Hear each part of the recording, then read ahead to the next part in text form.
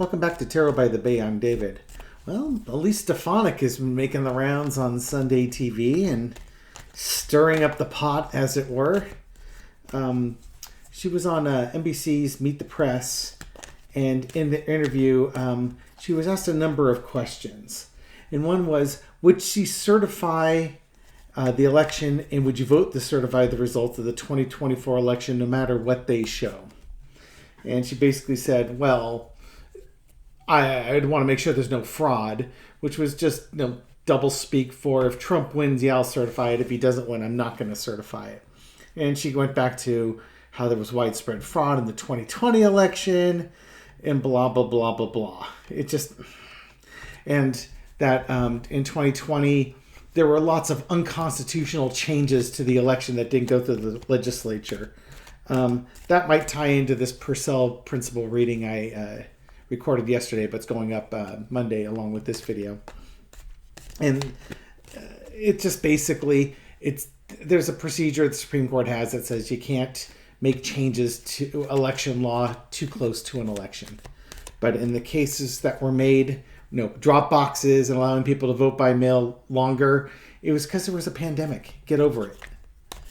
The second was that she keeps referring to the January 6 insurrectionists that are in prison as hostages, which is echoing verbiage that Trump's been using recently.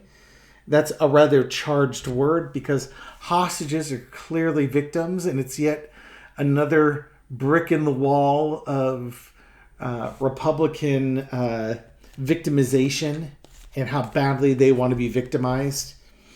The third was she was asked about if she was comfortable with Trump's comments about immigrants poisoning the blood of the United States and Americans. And she tried to say, well, that's because Biden's wide open border policies are allowing fentanyl in.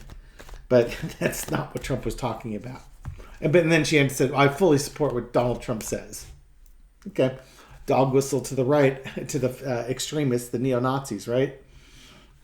And then lastly was asked if she's going to be the VP, and she wouldn't answer the question, which probably means that Trump's talked to her about it and told her not to say anything because he's probably talked to like a half a dozen people, and he'll make up his mind as things go through.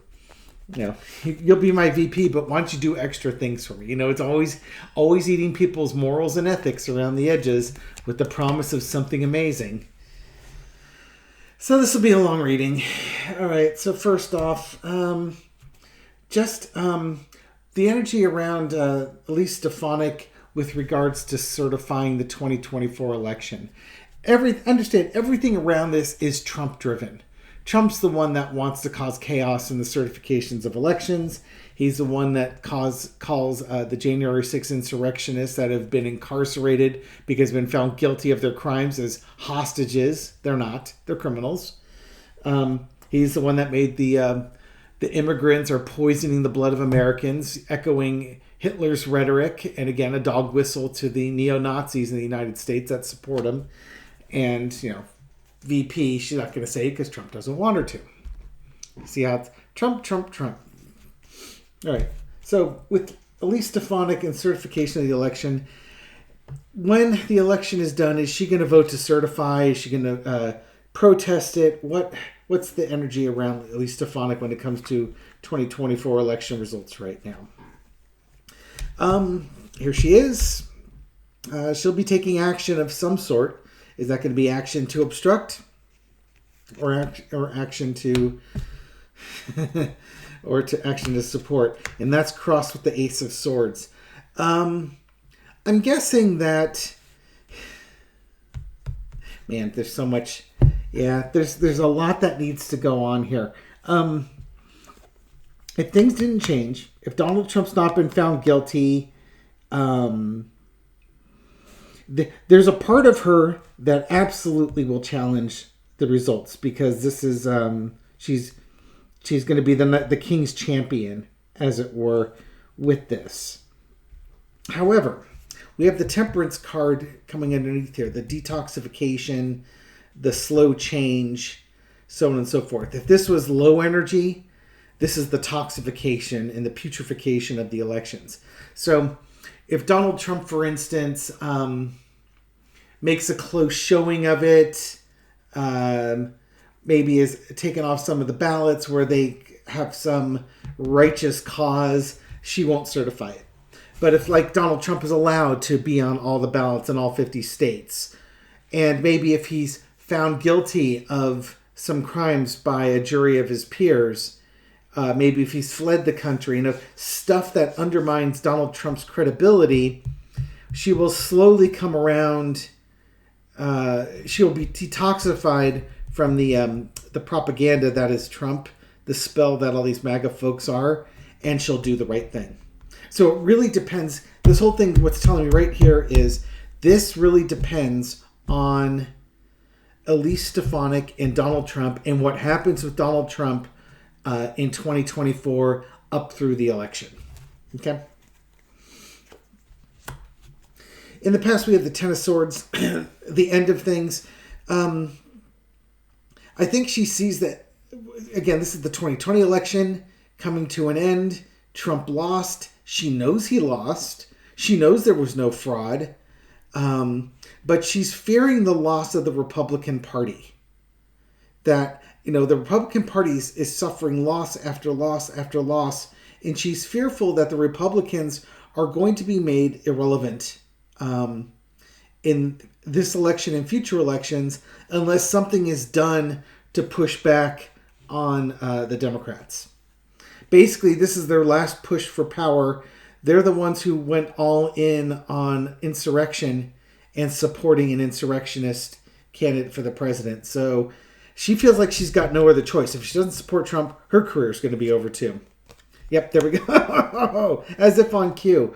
She has willingly latched herself to Trump. She is a full-on acolyte of Donald Trump, the MAGA movement, so on and so forth. Which is why she's echoing all his talking points. She is willingly being his mouthpiece to keep the narrative up of the stolen election and stuff like that in 2020. And she knows better. The overarching energy, the Lover's card. Now, I don't think she's having an affair with Donald Trump, but I think this is just her lust for power, for control, for personal enrichment. And again, I'm always struck by how the Devil and the Lover's card look exactly alike. Just, angel versus the devil, the woman with the horns versus the woman Eve by the tree, and the dude with horns versus the other dude, Adam. These ones are willingly chained. These folks have free will. She has free will to let go of this. And she knows she does. But right now, she doesn't want to. I think what this is telling me is that there's going to be a lot of energy that happens in 2024 that's going to make her question this decision. Whether or not she does or acts on it, we will see. The lesson to be learned is the Eight of Cups, the walking away from that relationship. I think that as 2024, if I'm reading this right, as 2024 progresses and more things go wrong for the king, in an act of self-preservation, she might start distancing herself from Donald Trump and Donald Trump's rhetoric. I'm hoping this is not her abandoning her position in the United States. That can always be an alternative for that. But that's just going to depend, again, on how things unfold in the United States. The outcome is the King of Wands. Do we have a queen going to a king here? Is she going to abandon the United States? That's a possibility. I do not see her going from a queen to a king while abandoning Donald Trump. The only way she evolves into a king is to support Donald Trump. That would seem to me to indicate, unless something goes horribly wrong with Donald Trump and his campaign, she is likely... Now, here I was getting all excited that maybe she just might do the right thing. Energy is pushing her to do the right thing, but she's going to be walking away from somebody, either the United States or Donald Trump, And it looks like she's going to walk away from the United States and support Donald Trump, at least how things are going now. Again, there's a detoxification. But right now, I think that what this is the more you're in Trump's influence, the more he poisons you. The more of the Kool-Aid that you end up drinking, and the more you become a willing partner, in this relationship, and you're more deeply involved in this relationship. And I think all in the end of the day, it's a quest for power. That's all. Just a quest for power. I am willing and hopeful that if things go horribly wrong for Donald Trump, that she might distance herself from him for the political expediency of doing so. There is going to be the opportunity for her to do that. It's up to her if she's going to choose it.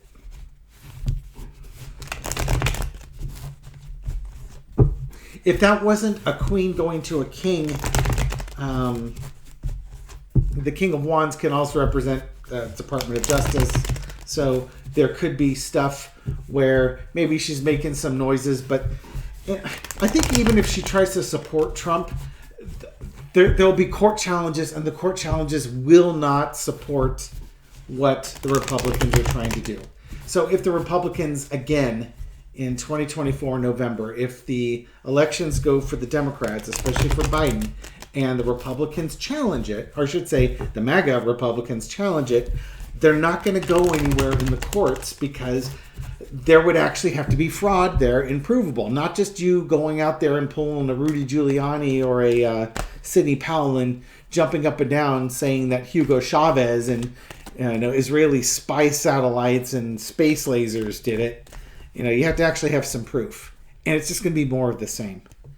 I think if she keeps her wagon hitched to Trump, her political career is over. I was about to say her political career will be over, but you know what? She's already hitched her wagon to Trump. She's already done it. Her career is over. So I think she's going to sink or swim, rise or fall, going with Trump. Now, with regards to the hostages comment, actually, let's do the VP one since we're talking about that. No, we'll do the hostages. So she's been referring to the January 6th insurrectionists as hostages, which to me is just another phrase for the base, especially when you consider the Israeli hostages that were taken by Hamas. So I think when Donald Trump starts saying hostages, he's trying to take that same feeling that people have for the Israelis taken hostages by Hamas and then trying to superimpose that upon his supporters, his most rabid supporters, who are now convicted insurrectionists or convicted of crimes in the Capitol on January 6th. They're all insurrectionists. I think he's trying to hit that emotional chord and basically usurp that emotion, that vibration. So how is this going to work out for her using the term hostages? I think I'm just going to do a 4-quarter for that one. Celebration. I think it's trying to unify. It's trying to unify the MAGA folks and the Republicans on their grievance, the Holy Trinity grievance. The whole Christ was treated really poorly by the Romans and the kings and royalty, and just the oppressed Christians. That's kind of the vibe they're going for here, and sadly, it looks like it's successful because who just doesn't want to be an aggrieved victim, right? Don't we all want to be aggrieved victims? I'm being sarcastic, in case you can't tell. Christians seem to really want to be aggrieved, and MAGA QAnon folks really want to be aggrieved. Remember the whole mask mandates and their freedoms, and you're oppressing me, and you're it's that thing. It's just what they want. They want it so bad, and they don't have it, and it just drives them nuts. it's why they're so angry about BLM, because, well, black people are being oppressed and they're being suppressed. But they don't get that, and they want that so badly. Two of Wands, Queen of Pentacles. Oh, there's that Temperance card again. And there's the Ace of Swords again. Yeah, this is just... The whole January 6th things are hostages. It's taking the insurrectionists and taking the election deniers and saying you're patriots. It's their way of saying they're patriots, and these patriots are being held hostage. This is, again, kind of a carefully cultivated message. It's to keep the most extreme people engaged with Donald Trump, because I'm sure right after January 6th, when he said he would pardon them all, and he didn't supply any funding for them for their defenses, they felt abandoned and unvalued, and now he's trying to get their values back again. This won't be the only rhetoric that you will hear. This is going to be part of an ongoing plan, as it were, to continue feeding the oppression theme to January 6th insurrectionists. And again, I'm reading this as the lower card. This is the poisoning of the minds and the emotions of the insurrectionists, the family of the insurrectionists, and those in the right-wing echo chambers. It's an absolute poisoning. This is not something that, showing accountability, F around and find out. This is basically trying to avoid the find out part of it, because they're trying to say that there was no effing around in the first part.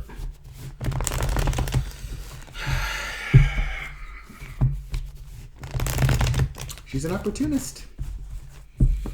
And, in the end of the day, Trump and the GOP and right-wing media know exactly what they need to do to rile up and trigger their base. They absolutely know what they need to do, and they're doing it because they need to do it. They need to win this election in 2024. They need to win it big time, or else, the dance is up for them. There'll be too many court cases, and too many politicians who are part of the coup have been exposed. And this is their only way to stay out of prison. Okay? Just keep remembering that, especially the ones that scream the loudest on this one, probably have a lot of culpability. They have the most to lose. Okay, so now with her echoing Donald Trump's immigrants are poisoning the blood of America, and references to Hitler, and her supporting Donald Trump's rhetoric, is this just more rallying? Basically, the Proud Boys leaders got sedition charges, and he really put off the Proud Boys, the Three Percenters, and other militia groups. Is this just basically a way to get in the Oath Keepers? Is this a way to get back to them and send a message to them? Yeah, he's just trying to light the way. He's trying to make. That's like a beacon, and they're the moths, and he's throwing out the rhetoric, and she's echoing the rhetoric to bring the moths back to the flame. He needs the money and support.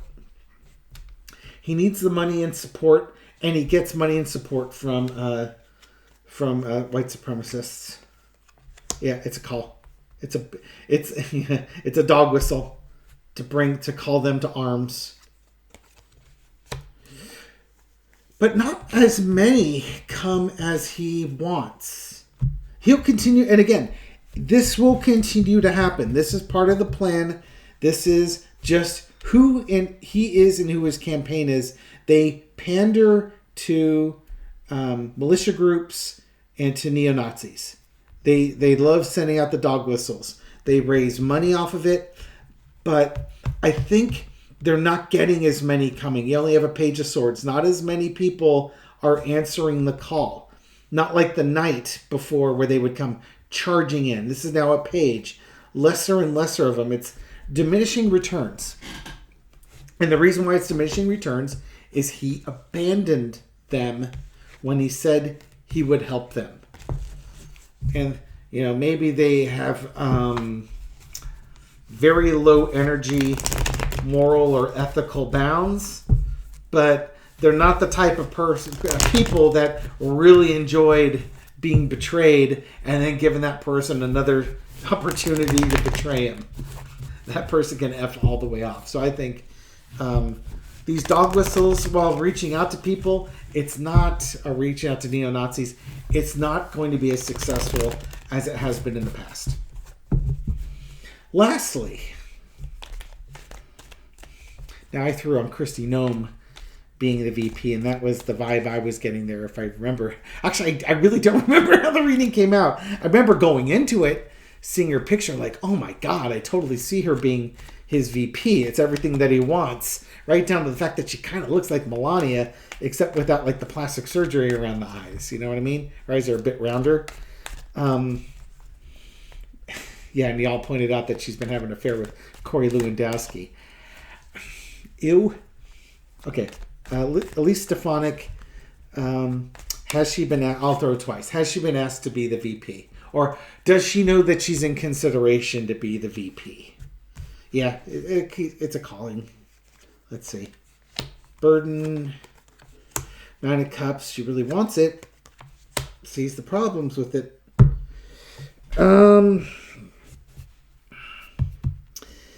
Has she been asked? Yeah, he's asked a number of people. She's included. It made her feel special. Like, I could be the VP. I'd be amazing at it.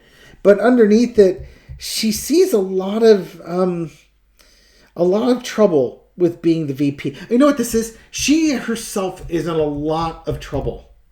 And maybe if she answers the VP call, that's her ticket out of the trouble that she's in. You got the 9 and 10 of Wands. These are horrible cards underneath here.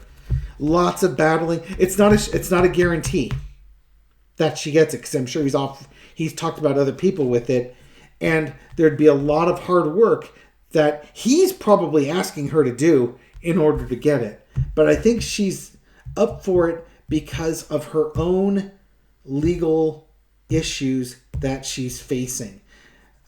I was going to originally say, I think the 6 of Swords is she decides to not take it because it's too much trouble, it's too much work and a burden. She's got other things to worry about, which could very well be true.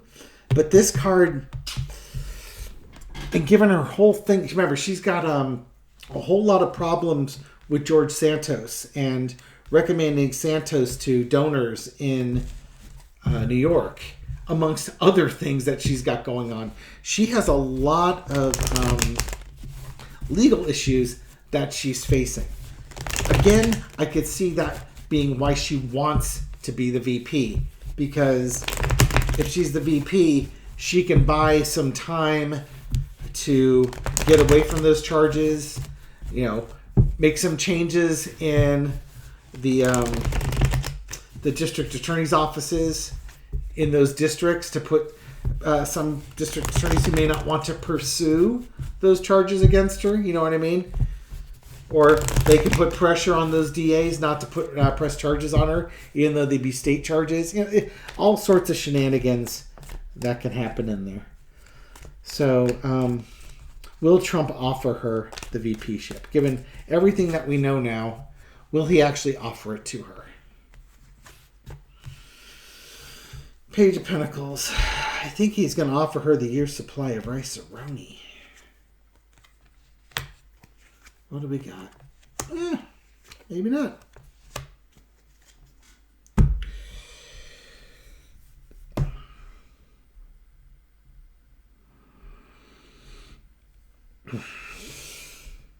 It would just be amazing having this underneath there. Will he offer it to her? Maybe. We got this is the part that threw me off here, the star card.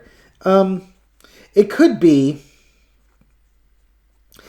she might be one of the, one of 2 people, because you got a pair of 2s down here. They've got the 2 of Swords. You need to make a decision. You have to decide which one's better or not, and you need to pick the VP that's going to be the best star. This is kind of like a really tepid offer. This is small potatoes here. I think he might tentatively offer it, but he's not sincere. It's like he's not sincere with it. He would be like the type of person that would offer it to 3 people, and then he'll get back, and they all accept. He says, okay, well, let me get back to you, and I'll announce when we have the decision. And what happens is she hears the Trump tweet out that he's picked Kristi Noem as his VP, even though he's told her that he was going to do it for her, because he was trying to get one last little bit of value out of her. Yeah, I think he actually is contemplating her, but I think she's going to end up on the low end of the stick. 7 of Swords at the end. That is just amazing. Okay. High drama. High drama. But that's this time, and that's this administration that, or I should say the former administration that's trying to get back in again. I mentioned before that 2024 will be a kind of a tumultuous year. That shouldn't be a shock to anyone if you think about it. Now we've got elections coming up. Donald Trump's up for like 3 or 4 different felony trials this year. Again, with a lot of the elections going on, there's a couple wars going on right now.